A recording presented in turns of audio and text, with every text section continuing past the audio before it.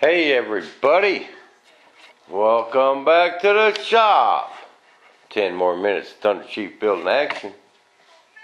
Coming to you live, broadcasted in Philovision, in a drama-free zone, baby. Okay, I got my other one trimmed. I got the peel plug pulled off of it.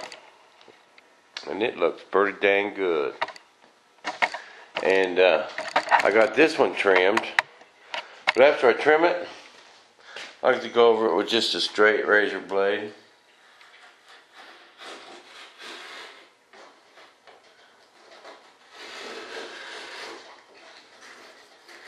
And just get anything I might have missed, cut it a little closer.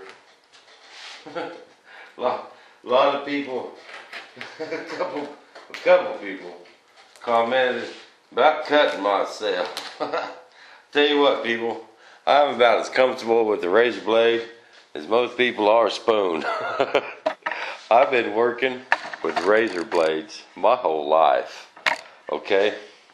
And I want you guys to think way back, this past 2 years, I've been making these videos, almost 2 years, however long it's been. Have you ever seen me with a Band-Aid on my finger?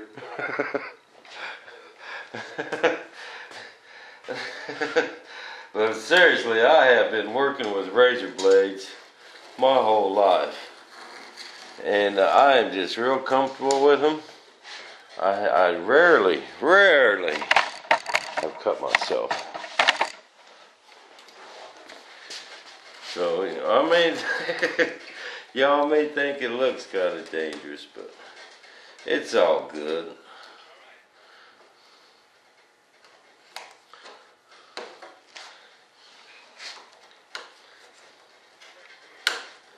Well, Paul, old Sharp Pencil had to turn around and go back home.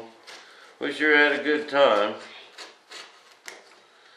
You know, didn't make as many videos as we wanted to, but we had a lot of things to go over, you know, in just a short amount of time. He actually brought a bunch of stuff. He brought the landing gear, and they are almost finished. But he has a couple things, and we needed to discuss them, and we just had a lot of things to go over, you know, in a short amount of time.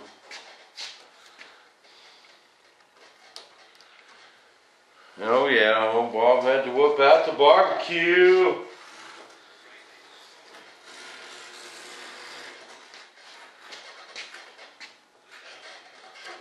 Just, you know, let him know that us old boys in Kansas got grills too. Oh, we barbecued some short ribs last night. That is my most favorite thing to barbecue. I don't see them at the store as often as I used to. I just happened to see a couple packs the other day when I was there, so I picked them up, and let me tell you, people, they was delicious. It was delicious.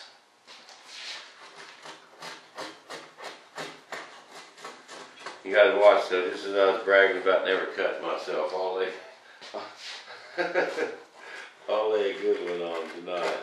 No. Just my line of work. I had a razor blade in my hand every day. Every day.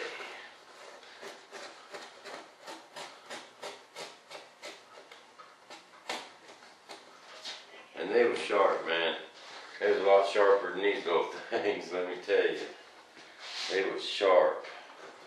You touched yourself and you was cut bad.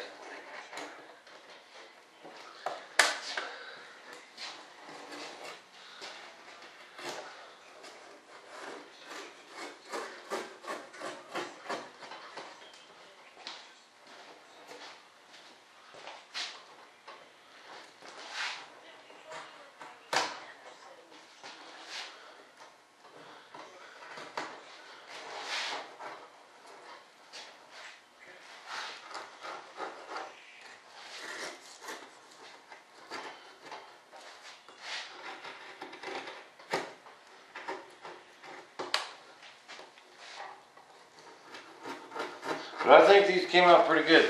I had a comment, someone said, just 2 layers. Am I sure that's going to be enough?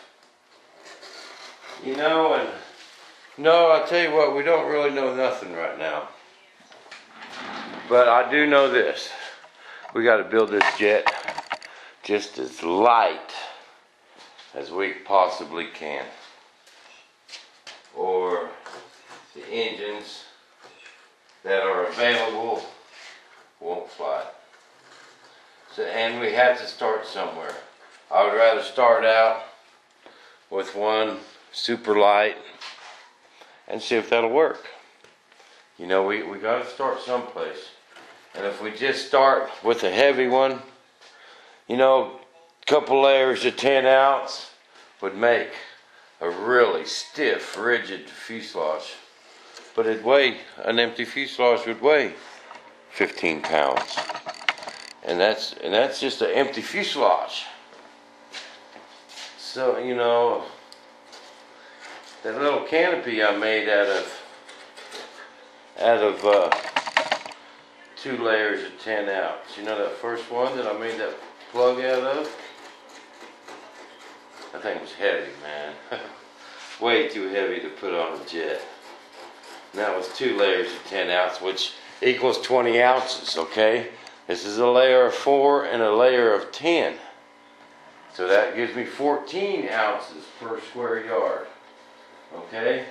That's pretty good. When I was making them USRA pylon racers, I started out with 2 layers of 8. And they was heavy, you know, and they was kind of heavy. Them guys didn't like them. Wanted me to go to 6 ounce. So I went to 2 layers of 6 ounce, and then 3 up by the engine, you know. And just, you know, around where the cowl bolts on and the engine mounts and stuff like that. And they was coming out 6 pounds. And they loved them. So 2 layers of 6 equals 4 or 12 ounces per yard.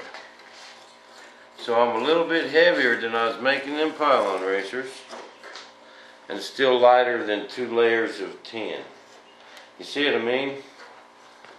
So we should be in the ballpark. Especially, you know, with some carbon. By the time we get a couple bulkheads in there, you know, you go poke on my F-16. That thing is thin, man. You know, they have to be, you know. And if you try and make them bulletproof, if you just imagine, I'm going to make this thing where it's going to burr a hole in the ground and I can just pull it out and fire it up again and go. It'll be too heavy to fly. It'll never get off the ground. You know, if it did, it'd just be a slug. It's not quite ready. It's still just a frickle tacky. And I'm going to let that set for a little while longer. And see, you just peel that peel ply off, like so. I'm not going to do it all now. It's still just a tad bit green. But you just pull it off. And you get a really nice surface. That, you know, when I glue these bulkheads in, things be glued in forever, man. Because that is clear. I don't have to sand that or nothing. And it is just ready to take glue because, you know, all the waxiness is on the peel ply, and that is just ready for glue. And when I glue them bulkheads in where that carbon fiber is, they be solid. But you got to start somewhere, and I'd rather start a little bit on the light side than just laying up a big heavy one. So that's my theory on that. So been kind of a rough day today. I'm not sure if I'll get them taped together tonight or just do it in the morning. But if I tape them together, I'll make another movie. So, we'll see you guys back in the shop. And thanks, Paul, for coming down. Thanks, Butch, for getting my parts. Oh, I forgot to tell you guys, real quick. I got my ducks. This is my inlet duck. See, that's what'll go in my fuselage. There's the intake parts right there.